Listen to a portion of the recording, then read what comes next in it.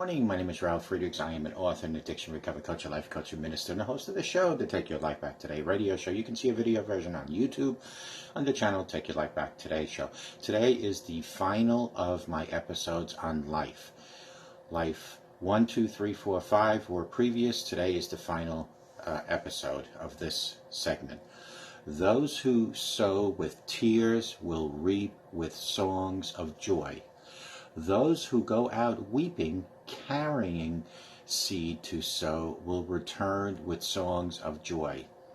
Carrying sheaves with them. Psalms 126, 5 through 6. Some of you who are struggling with tears are your constant companion. You often struggle with the weight of them and ask God to take them away. Some of you maybe.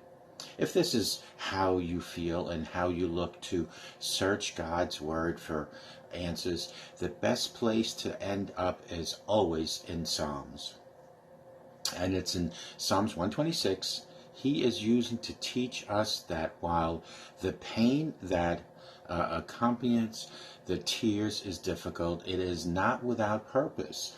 Our sorrow and tears will not last forever. There will be an end to them.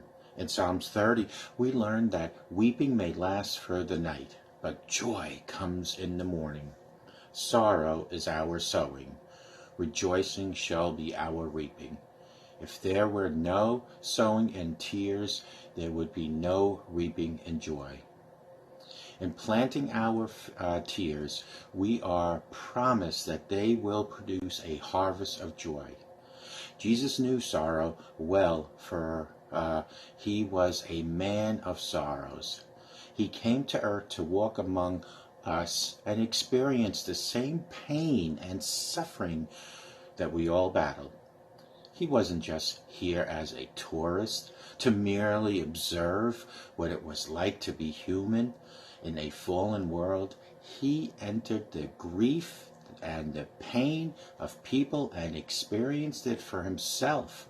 But he knew that joy comes in the morning, and sowed his tears as he hung on that cross. We must sow our tears in life. We must not just let them fall anywhere. They must fall in a place where they can be planted and nourished. And that's why life is so hard. Our tears are not for us alone, but to be used for God's glory. How can we sow our tears, you might ask? Well, first, we must always bring our tears to the Lord through prayer.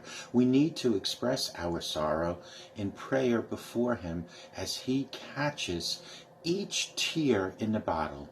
Psalms 56:3. Our faith and love in him will strengthen as we trust in him to use those captured tears for his glory. Let this be a message to you.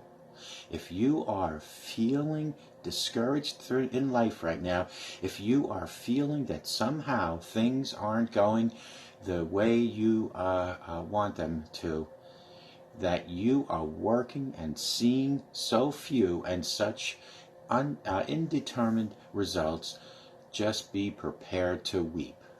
But go on sowing, because God has promised that if you sow the good seed, even weeping, there'll come a day when you'll carry back with songs of joy.